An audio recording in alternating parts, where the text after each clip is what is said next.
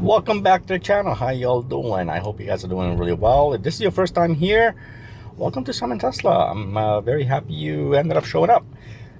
The last couple of videos well, basically my wife and I, we were just kind of showing off how beach buggy is, and we're having a little challenge. It was awesome, so much fun. And on today's video, I want to kind of talk a little bit about a lot of the, I don't know why this is coming up. So many of you are asking me in regards to the new refresh Model S. Am I going to upgrade to it?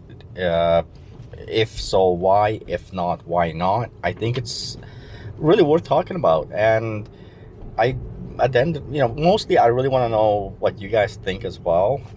Do you guys like the Model S, the new one, the refresh? If so, what do you think I should do? But I pretty much have my mind made up anyway.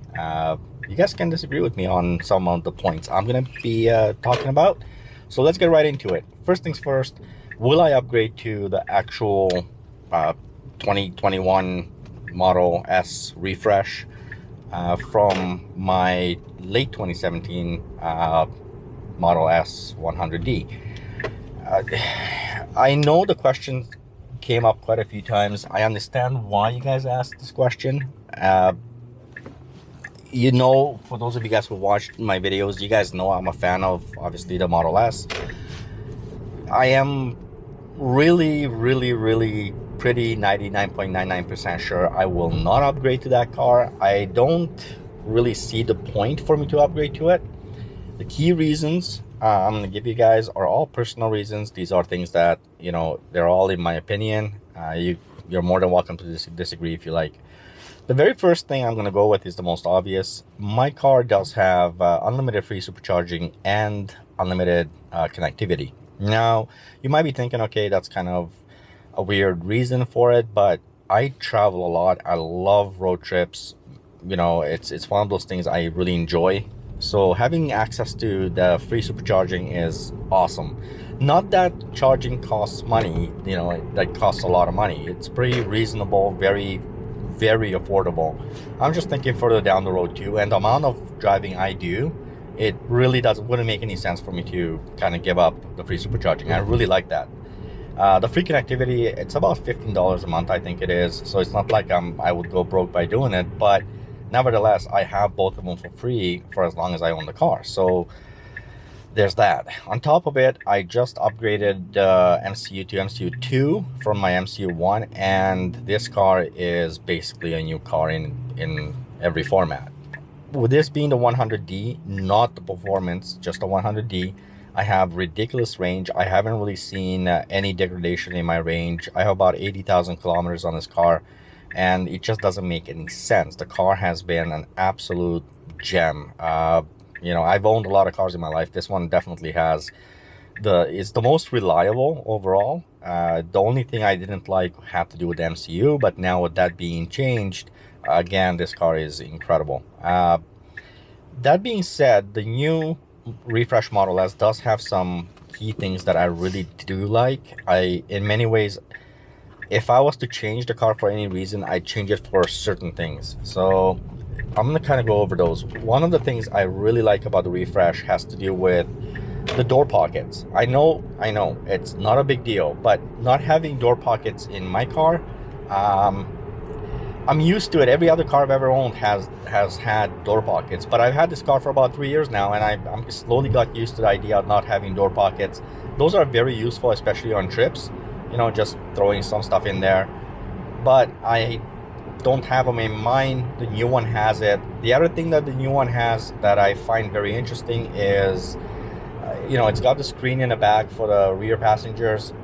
To be honest with you guys, I love the whole idea, especially when I'm taking, some of our friends out, which hasn't happened in the last year because of, the pandemic. But nevertheless, prior to that, if we're going out with our friends and all that stuff, it's kind of cool to have the screen in the back. So that would have been kind of cool. Again, it's a small thing, but it does add up when you have friends over. The other thing too is having the wireless charging and like the entire new center console with the new car.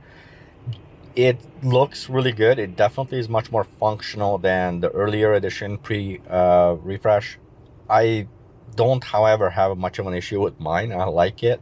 I mean, my handrest having, you know, cup holders. I know everybody makes fun of it and all that stuff, but I don't use it as a cup holder. I use it as just kind of like my garbage box, which is kind of cool. It's very convenient. It's right by my hand, but it's really, really good. I like that. But the new one, again, the new design is a little bit more interesting. That being said, the monitor itself, I really, really like the vertical layout on this one. Having this long screen here, it makes more sense to me. I like it a lot more than having that horizontal new design, you know, the same as the Model 3, the same as the Model Y. I don't really like that look. I know it's better for things like Netflix or YouTube or that kind of stuff, maybe even for some games, although my wife and I, like I said, if you guys saw the last videos, we play beach buggy a lot, and so because we're playing in 2-player, I like the split screen the way it is on this version, so I'd have a hard time giving that up. Really, I don't see too much reasoning for me to upgrade the car. I really, really don't. If it had the new 4680 batteries in it, maybe, but I believe the performance model might have it, or sorry, the Ludicrous Plus, or no, sorry, not Ludicrous Plus, Plat Plus. Yeah, well, I mean, their naming is silly on the new refresh. I think they should have just kept it like the way they've always done it, long range, performance, you know. Anyway, that's my story. That's why I really don't see any point in it. If you guys think that there might be some reasons for me to upgrade the car from mine to the new refresh, let me know in the comment section. I'm curious what you all have to say. That being said, I really don't have any interest in doing it. I don't see any point in doing it. My car, there's so many little things I love about this car. Obviously, having the free supercharging, the free connectivity, plus having the silver color. That it's a unicorn, man. I love this silver color. I have obviously the 21-inch arachnids in silver, so it really looks beautiful with the car. I love the entire look of this car. The other aspect of this too is most people don't know this, but you can't get the cloth option anymore, and that's what we got. I absolutely love the cloth option. I hate that all leather feel as far as the seats go. These are ridiculously comfortable seats, and I really do like these seats. And so it's little things, but they all add up. Aside from all that, you know, the car is absolutely a gem, and she's perfect. So only thing that I changed on this car realistically since I own it is now been the wheels. Obviously went from the regular 19-inch rims to the 21-inch arachnids, and now I upgraded the MCU to MCU2 from MCU1, which I had. And aside from that, I really haven't done anything on this car, you know, anything notable. I love the whole aspect. I love everything that the car does. So that's it. That's what I have for you guys today. Thank you very much for watching. Let me know in the comment section what you guys think. And oh, by the way, I do have enhanced autopilot on this car, and that's a huge thing for me. I didn't want to go with FSD. I didn't see any point. If I was to get rid of this car, I basically have to go with FSD because EAP is no longer available. At least not. I know in Europe it became available, but it's not available. And I like enhanced autopilot. It gives me all the options except the whole city autopilot thing, which I still use autopilot in the city. I just can't. It doesn't stop for me at red lights or stop signs.